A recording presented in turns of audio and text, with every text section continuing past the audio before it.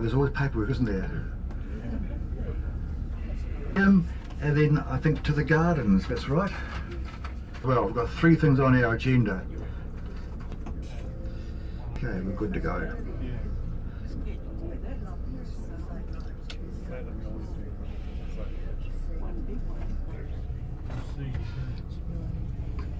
Now, of course, is Port Chalmers, and Port Chalmers is our container terminal, and it is the 2nd largest container terminal in the South Island, Christchurch being the largest.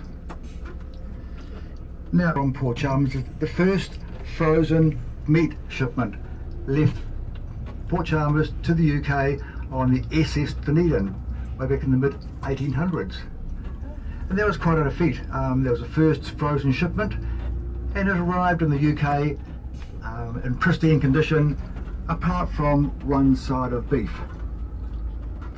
And that was the start of the frozen meat traffic throughout New Zealand. But it all started here in Port Chalmers. You may have heard of a man called Richard Byrd. He was an American gentleman, and he flew 3 times over the Antarctic, and both times he left from Port Chalmers. Now in its heyday, Port Chalmers had some 15 hotels, and it was not uncommon. Where are these people going? Look like tourists, lost. And of course there were some 15 hotels. You know what?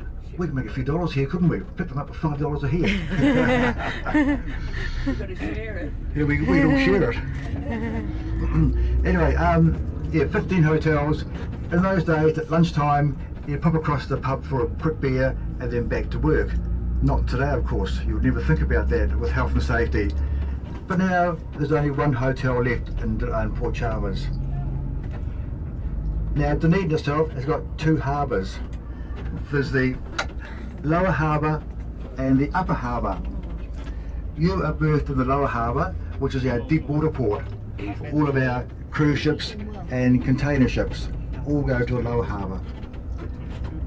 The upper harbour, which is just right coming up here now, has a limit of 25,000 tonnes. And so it's mainly our coastal oil tankers, fishing boats, and very small elite cruise ships can go to Dunedin at 25,000 tonnes. So anything larger than that will always go to Port Chalmers.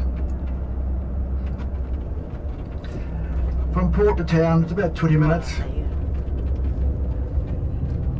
And then we'll start our trip around there. Now you may have heard of Larnix Castle on your list of options. And Larnix Castle, you look an old drive, but you can see a wee clump of go along the skyline, and the large clump of trees directly opposite us, that's where Larnix Castle is. You can't see the castle from the road, but it's up in those trees up there. But in actual fact, you've got 3 of Dunedin's top options. So you're doing very well. And you will love the museum. The museum is part of Dunedin's history, and they've got some wonderful exhibits there. So now on our left hand side is the upper harbour. And it's a limit of 25,000 tonnes on the upper harbour.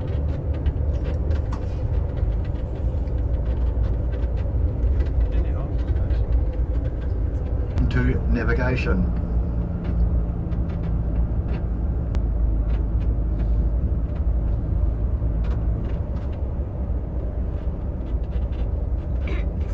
Side for the photos, or just the back?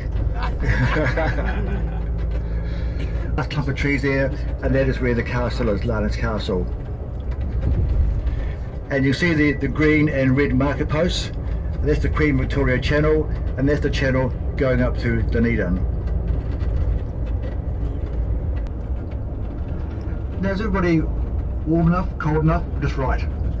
Just right. Good run. And just, yes. We just say another nice day in paradise. Now Dunedin itself has got a population of around about 125,000 people, so it's not a large city by any means, and of that about 10 to 15,000 of those are students, university students. And of course at this particular time of the year the students have all gone home and they'll be back again. It's actually the Dunedin's largest employer. It's forestry and tourism. And of course the University of Otago, which we'll go past, was actually the first university in New Zealand. And at that stage it was called University of New Zealand.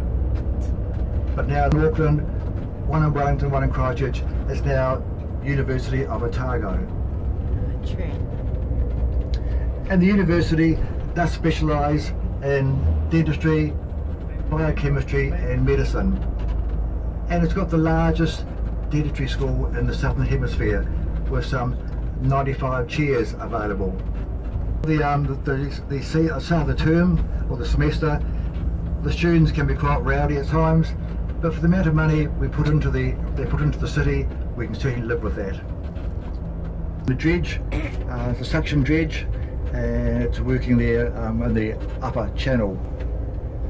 And the dredge will work 24/7. And that's on the lower harbour. The Port Chalmers Authority have got consent to deepen the channel by another 1.5 metres.